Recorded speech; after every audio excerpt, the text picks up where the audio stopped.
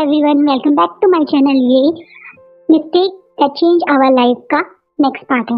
Last part में हमने देखा था कि वांग जी और विंग दोनों एक दूसरे से मिले थे और उसके मदर के कॉन्टैक्ट में। वहीं वांग जी को पता चल गया है कि उसने विंग के साथ गलत किया, इंटेंशनली नहीं, अनइंटेंशनली उसे पता ही नहीं था, उसने गलती से गलत कर दिया। वहीं विंग को इस तरीके से वांग जी का उससे माफी मांगना बहुत अच्छा लगा, क्योंकि उसे लगता था कि किंग एक घमंडी इंसान है, वो कैसे सॉरी बोल सकता है। तो आगे उस दिन के बाद से 15 दिन हो गए हैं, यानी इन 15 दिन में विंग अपने नॉर्मल रूटीन पे आ गया। उसकी वो चिलबुलाहटपन, उसकी वो शरारतें वापस आ गया। आए दिन वो कुरैन को तंग करता रहता है। इन 3000 रूल के कोई ना कोई रूल तोड़ ही देता है। कभी खाते हुए बोलना, कभी जोर से चीखना, कभी दौड़ते हुए जाना। उसकी शरारतें पूरे अब लैंड क्लैन में फेमस हो गई है। सिचैन के चेहरे पे एक मुस्कान आ रही है, क्योंकि इस लैंड क्लैन में हमेशा एक अजीब सा मातम सा बना ही रहता है। कोई खुशी नहीं, कोई शरारती नहीं, सब शांति से बस जीवन जीना है। उसमें इसलिए नटखट सा विंग ने आके जैसे लाइफ ला दी हो। जिंगी को भी विंग के साथ पूरा दिन टाइम स्पेंड करना, प्रैक्टिस करना, एरो प्रैक्टिस और शॉट प्रैक्टिस करना बहुत पसंद है। वांगी विंग की ये शरारतों के बारे में सुनता रहता है और कहीं ना कहीं उसे भी विंग की ये बातें कभी गुस्सा दिलाती हैं तो कभी उसके चेहरे पे भी एक हंसी दिला देती हैं। उसकी शरारतें बच्चों वाली होती हैं, किसी को नुकसान नहीं पहुंचाने वाली होती, तो इसलिए किसी को उन चीज़ों से ज़्यादा दिक्कत नहीं होती। कुछ एडल्ट हैं या बुजुर्ग हैं जिन्हें ये चीज़ अब हाल ही में कुरैन को एक बहुत बड़ी जिम्मेदारी मिली है। कुछ टाइम बाद आज लांग वांग जी की बर्थडे आने वाला है। किंग लांग वांग जी का बर्थडे बहुत शानो शौकत से मनाने वाला जाएगा। इसी वजह से लान कुरैन उन तैयारियों में लग गए हैं और विंग की अब ये 2 घंटे की क्लास जो वो सुबह शाम उन्हें देते थे, उसकी जिम्मेदारी वो किसे दें, वो इस बारे में सोच रहे हैं। उनके दिमाग में पहले आता है कि वो सिचैन से बोलें, लेकिन सिचैन और निंजे जिस तरह से विंग की गलतियां छुपाते हैं, उसे सपोर्ट करते हैं, ये चीज कुरैन को थोड़ा बुरा लगता है। कुरैन सोचते हैं कि शायद वो अच्छे से उसे ना संभाल पाए या उसकी मस्तियों को इग्नोर कर दें, तो कुरैन ये जिम्मेदारी लांग वांग जी को दे देते हैं। हाँ, अब लांग वांग जी विंग को 2 घंटे सुबह और शाम उसको क्लासेस दिया करेंगे, उसे मेडिटेशन करवाया करेंगे, उसे पढ़ाया करेंगे, उसे कैसे लैंड की हिस्ट्री है वो सुनाएंगे, उसे रूल याद करवाएंगे। विंग ये पहले तो थोड़ा सा डरता है, क्योंकि कहीं ना कहीं वो थोड़ा सा अभी लांग वांग जी से घबराता है, लेकिन कोई और ऑप्शन ना होने की वजह से ये क्लास शुरू होती है। शुरुआत के 2 दिन ऐसे ही शांति से बीतते हैं। विंग बिल्कुल शांति से रहता है, लेकिन चौथे दिन पता नहीं विंग के मन में क्या आता है। वो थोड़ी सी जो शरारत कुरैन के साथ करता था, वही शरारत अब वो लंजा के साथ करने लगा है। लांग वांग जी भी विंग के साथ इन छोटे छोटे मूवमेंट्स को, जैसे पढ़ते पढ़ते वो जैसे मतलब वांग जी कुछ पढ़ा रहा होता था तो उसके कुछ लगा देता है बैक पे, जैसे पूरा दिन वो लगा के घूमते रहते हैं तो सब लोग लांग वांग जी के पीछे हंसते रहते हैं। कभी वो कुछ मतलब वो कोई नुकसान ना देने वाली शरारत, थोड़ा लांग वांग जी विंग की गलती या शरारतों को इग्नोर भी करते थे। उसका रीजन ये है कि वो समझ चुके हैं कि विंग दिल से बहुत अच्छा इंसान है। हाल ही में जब वैंकिंग की तबीयत बिगड़ गई थी तो वो विंग ही थे जिन्होंने पूरी तरह से वैंकिंग का ध्यान रखा। वो उनकी दवाइयों का ध्यान रखना, उनको टाइम पे खाना खिलाना, उनके साथ बैठ के उनको देखते रहना, ये सारा काम विंग करता था। जब वांगी को दिखा कि विंग ऊपर से सब चाहे कितना शरारती है पर मन से वो लोगों को बहुत दिल खोल के प्यार करता है, तो उन्हें भी अब इनकी शरारतें ज्यादा गुस्सा नहीं दिलाती है। विंग धीरे धीरे इन 4-5 दिन, जितने दिन वो लंजा के साथ सुबह शाम पढ़ता है, लंजा के साथ खुलने लगा है और अब वो लांग वांग जी किंग लांग वांग जी को अपना दोस्त बनाना चाहता है। कल जब वो मेडिटेशन कर रहा था, एज यूजुअल विंग मेडिटेशन करते करते सो गया और वो सोते सोते कब लांग वांग जी के कंधे पे सो गया उसे पता नहीं चला। पर लांग वांग जी ने उसे एक बार भी ना ही उठाया, ना ही अपने कंधे से हटाया। वैसे तो लांग वांग जी को किसी का टच करना पसंद नहीं, लेकिन विंग का उनके कंधे पे सोना लांग वांग जी को पता नहीं क्यों बुरा नहीं लगा। वो सोच रहे हैं उसका रीजन ये है कि उन्होंने जो मतलब विंग के साथ किया उसका गिल्ट है, पर असलियत में ये गिल्ट नहीं, बल्कि किंग लांगवांग जी के मन में विंग के लिए थोड़ा थोड़ा फीलिंग्स या अट्रैक्शन जो है वो रीजन है।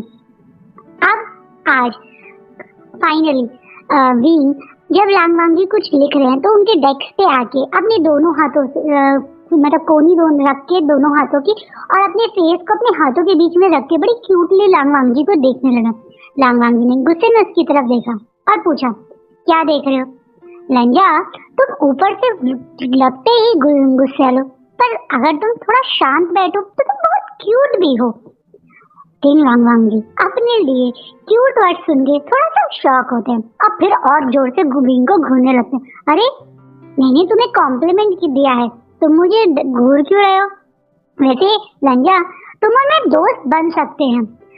तुम्हारी ऊपर मतलब तुम्हें इतना गुस्सा जितना तुम दिखाते हो उतना गुस्सा आता भी नहीं है, और तुम पता नहीं क्यों मुझे ऐसा लगता है कि तुम्हारी और मेरी दोस्ती अच्छी चलेगी। जो एज यूजुअल सारी दुनिया को अपना दोस्त बनाना चाहता है, जो उसे नया इंसान मिलता है उसे अपना दोस्त बना लेता है, वो किंग लांगवांग जी को भी अपना दोस्त बनाने की कोशिश कर रहा है। किंग लांगवांग जी जो शायद अब 24 साल के, अब कुछ टाइम में 25 के हो जाएंगे, उन्हें आज तक किसी ने दोस्त बनने के लिए नहीं पूछा है। बहुत सारे लोग उनकी लाइफ में आए, उन्हें रिस्पेक्ट करी, कोई उनकी कॉन्क्यूपाइन बना, कोई उनका सोल्जर बना, कोई उनका गार्ड बना, कोई उनका एडवाइजर बना, लेकिन दोस्त एक फ्रेंड उन बनने की इच्छा आज तक उनसे किसी ने नहीं जताई। विंग का उनसे ये पूछना उन्हें बहुत अच्छा लगता है।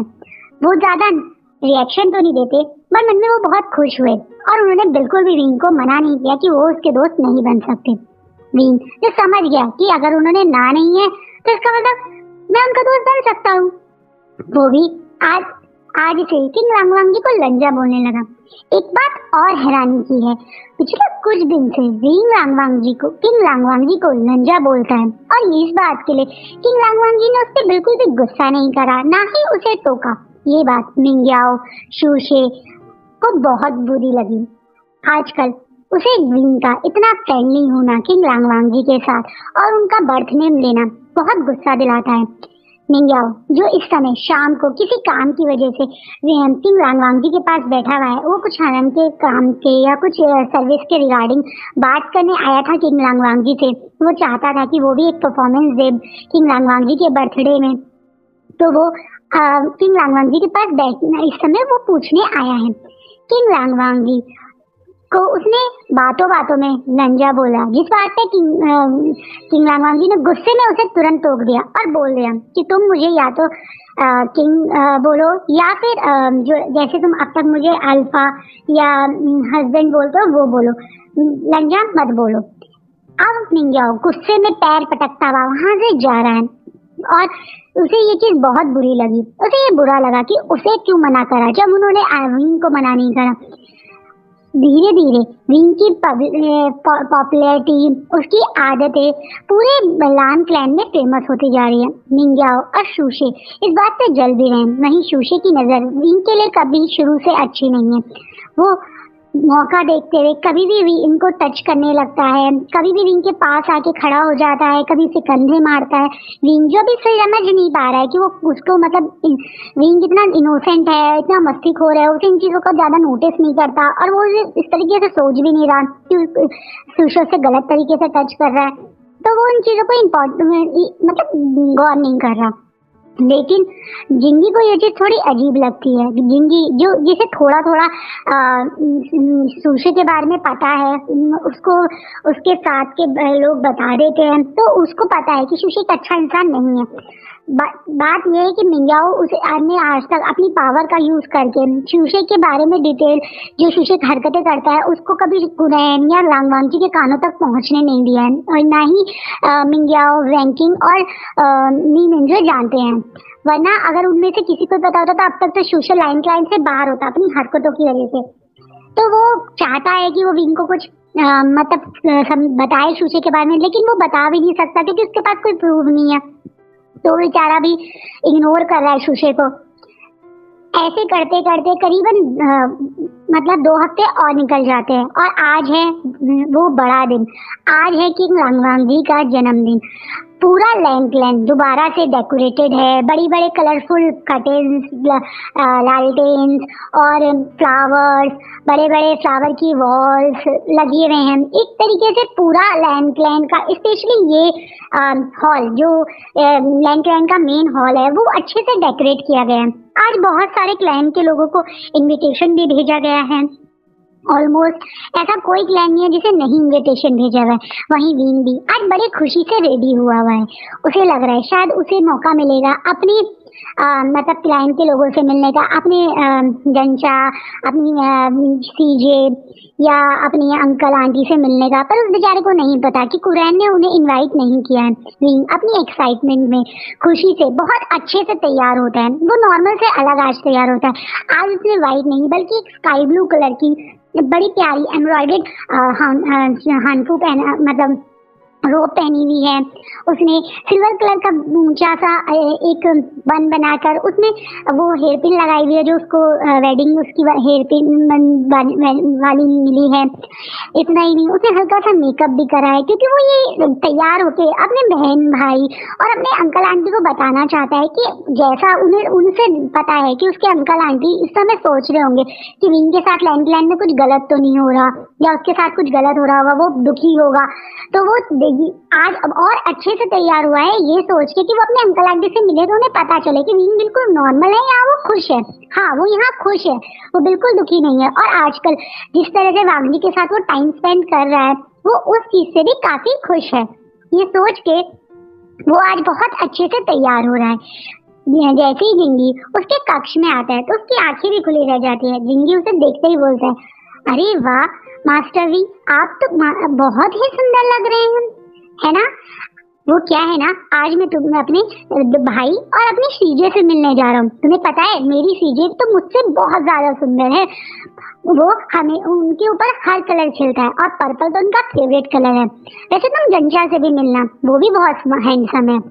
मैं आज तुम्हें अपने अंकल आंटी से भी मिलवाऊंगा। तुम मेरे साथ ही रहना जिंगी, मैं तुम्हें सबसे मिलवाऊंगा। और तुम्हें पता है मेरी सीजे के हाथ का लोटस रूट वो तो बहुत ही टेस्टी है। तुम एक बार उनसे रेसिपी जरूर पूछना और फिर मुझे बना के खिलाना। जिंगी एकदम से मुंह चढ़ाते होता है, मैं क्यों बना के खिलाऊं, तुम मुझे बना के खिलाओ ना। तुम्हारे यूनबक का फेवरेट फेमस रेसिपी है तो तुम मुझे बना के खिलाओ। अगर मैं किचन में गया ना तो जेन्युइनली मैडम लैंड का ये घर भी नहीं बचेगा। मैं एक बार अपनी लाइफ में किचन में गया था और वो मेरी उसकी वजह से किचन में आग लग गई। उसके बाद से आज तक मैं कभी किचन में नहीं गया और ना ही किसी ने मुझे भेजा। क्या ऐसा क्या किया था तुमने? पता नहीं, मैं तो सूप बना रहा था, पर सूप बनाते बनाते कब साइड वाले कपड़े में आग लग गई, उससे पूरे किचन में आग लग गई। अरे पागल, कपड़ा कौन फायर के पास रखता है, आग तो लगती ही ना। तुम मुझे पागल बोल रहे हो? तुम्हें पता है ना मैं तुम्हारा मास्टर हूँ। मैंने तुम्हें पहले ही कहा है तुम मेरे मास्टर नहीं हो। अच्छा चलो अब लड़ो मत। ये बताओ मेरी सीजे और मेरा भाई मुझे ऐसे देख के खुश होगा ना? हाँ, जितना सुंदर आप लग रहे हो वो समझ जाएंगे कि आप यहाँ काफी खुश है। रिंग और प्यारी सी अपनी बनी स्माइल रिंगी को देता है और ये दोनों ऐसे ही खुशी खुशी हॉल की तरफ चले जाते हैं। हॉल में इस समय वैन क्लैन से भी लोग आए हैं। काफी टाइम बाद आज वो लोग यहाँ आए हैं। उसका रीजन दो है। एक तो आज किंग लांगवांगजी का जन्मदिन है जिसमें वो शामिल होना चाहते हैं। दूसरा, उनके दिमाग में भी कुछ और है। हाल ही में ये खबर पूरे के पूरे किंगडम में फैल गई है कि एक real pure bred omega king लांगवांगजी का कॉन्क्यूपाइन बना है जिसे वो स्पेशली आज देखने आए हैं। वैन क्लैन चाहे ऊपर से अब दिखाता है कि वो लांग क्लैन का सपोर्टर है, पर असलियत में वो अंदर से अभी भी इस किंगडम पे रूल करना चाहता है। अब वो कुछ गलत चीजें भी कर रहा है। अभी तक उस चीज का पता लैंग क्लैन को नहीं चला है, लेकिन अब जिस तरीके से वैन क्लैन इस सोच में है कि वो किसी भी तरह से इस बार जरूर इस किंगडम को हथियाएगा, वो अपनी गलत प्रैक्टिसों में लगा हुआ है। उसने वो बहुत पुराना, बहुत नेगेटिव पावर एनकरेज करने वाला इन आयरन का टुकड़ा इकट्ठे भी करने शुरू कर दिए। हाँ, इस बात का पता अभी इस लैंड क्लैन या किंगडम के बाकी क्लैंस को नहीं पता है, लेकिन वैन क्लैन अब अपने ब्लैक मैजिक और में आ गया है। वो इन आयरन चुपके से इकट्ठा कर रहा है। इस बात में अभी तक उसने काफी आगे भी वो बढ़ चुका है। कुछ टुकड़े वो इकट्ठे कर चुका है और कुछ अभी उसे नहीं मिले हैं। आज उसका यहाँ आने का वो भी एक रीजन है। उसे पता है कि लैंड क्लैन में शायद एक टुकड़ा हो सकता है, तो आज वो इस वजह से भी आया हुआ है।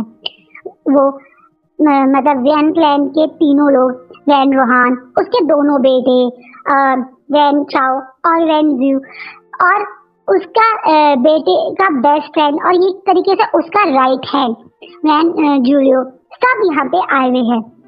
साथ में वैनकिंग का छोटा भाई जो काफी टाइम से वैन क्लैन में था, उसे इन चीजों की थोड़ी सी खबर हो गई है।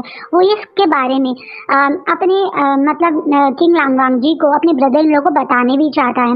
वो आज आया है। वो चुपके में इसी काम के लिए गया था, क्योंकि किसी को पता हो या ना हो, पर किंग लांगवांग जी जो एक रियल प्योर ब्लड ओमेगा है, वो अल्फा है, उन्हें काफी शक हो जाता है। उनके पास स्पेशल पावर्स भी हैं, जैसे कि वो नेगेटिव और पॉजिटिव पावर की तरफ अट्रैक्ट होना, कहाँ नेगेटिव पावर जा रहा है उनके उस चीज का पता चल जाता है। तो इसी वजह से उन्हें काफी टाइम से ये आभास हो रहा था कि वैन क्लैन के आसपास काफी नेगेटिव पावर इकट्ठी हो रही है। इसी वजह से उन्होंने वैनकिंग के छोटे भाई वैनिंग को वैन क्लैन में भेजा था।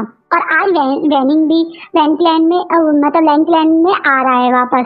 वो तो काफी इस समय पूरा पार्टी हॉल में काफी लोग हैं, सब लोग बैठे हुए हैं। बीच में कुछ शॉर्ट डांस हो रहा है, कुछ और डांस भी चल रहे हैं। अब विंग भी वहां पहुंच गया है।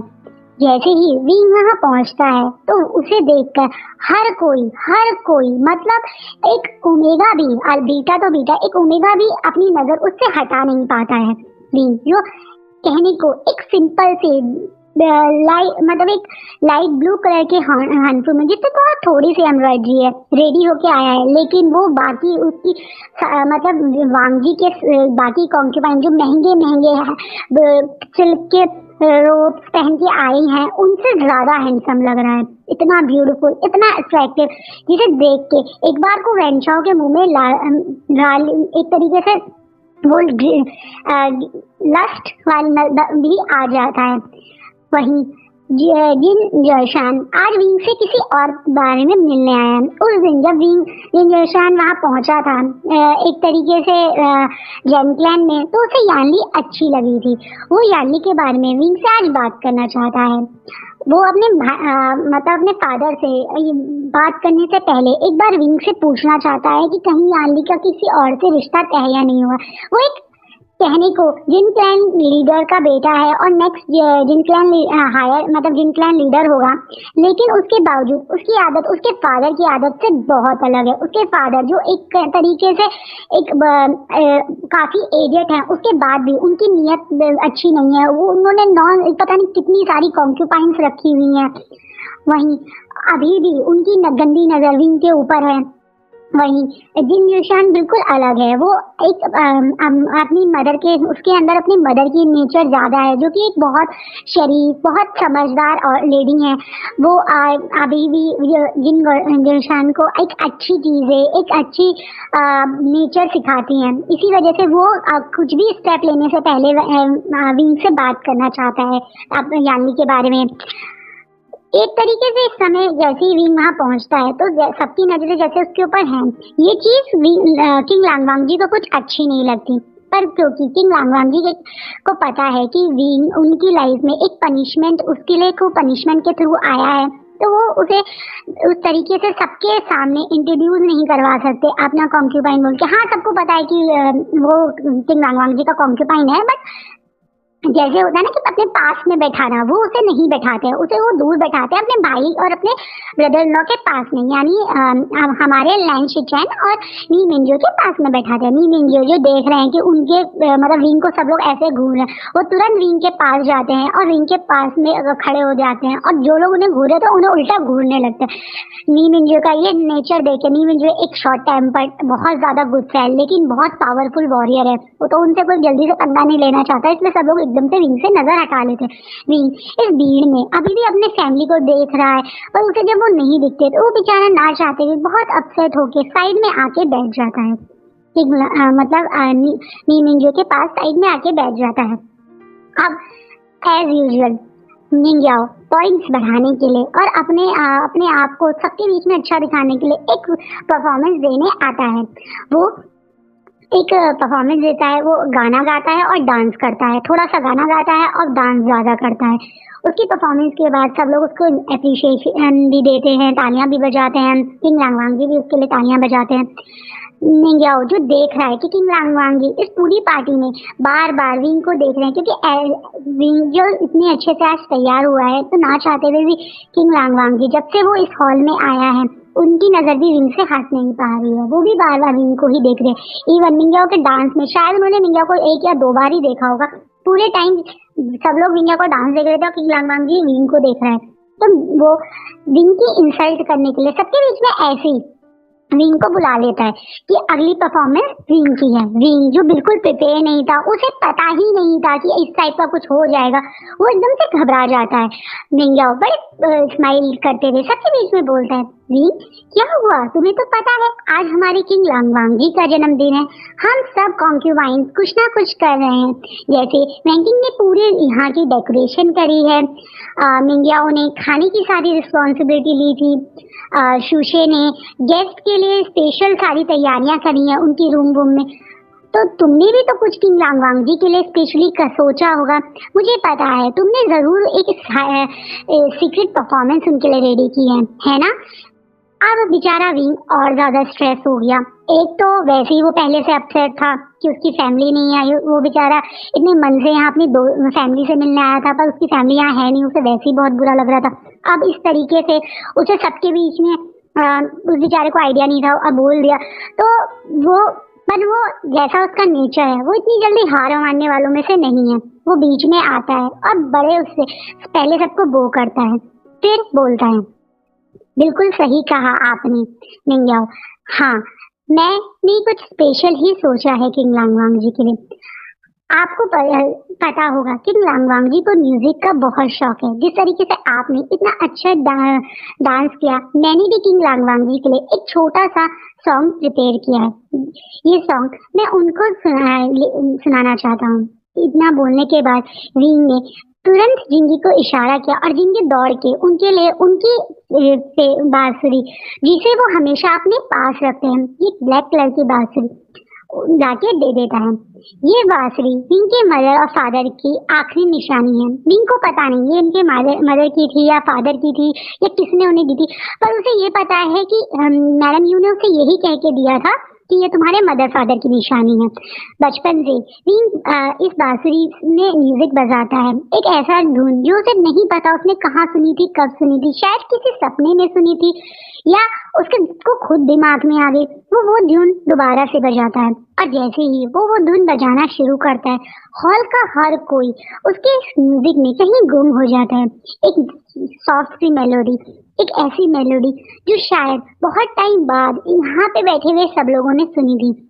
विंग की ये मेलोडियस म्यूजिक सुन के सब लोग ना चाहते हुए भी विंग के लिए अपनी जगह से खड़े होकर ताली बजाने लगते हैं। एक तरीके से ये निंजाओ के जो उसने प्लान किया था उसके ऊपर पानी फिर जाता है और वांगी की नजरों में तो विंग की और रिस्पेक्ट बढ़ जाती है। इस बीच में जैसे विंग खड़े होकर म्यूजिक बजा रहा है, हवा चल हल्की हल्की जो विंडो से हवा आ रही है, पीछे उसके बाल उड़ रहे हैं, थोड़े से उसके फेस पे बाल आ रहे हैं, उसका बांसुरी बजाना, आंख बंद करके वो अपने म्यूजिक में गुम है और विंग को देखते हुए हमारे लांगवांगी उसे देखने में गुम है।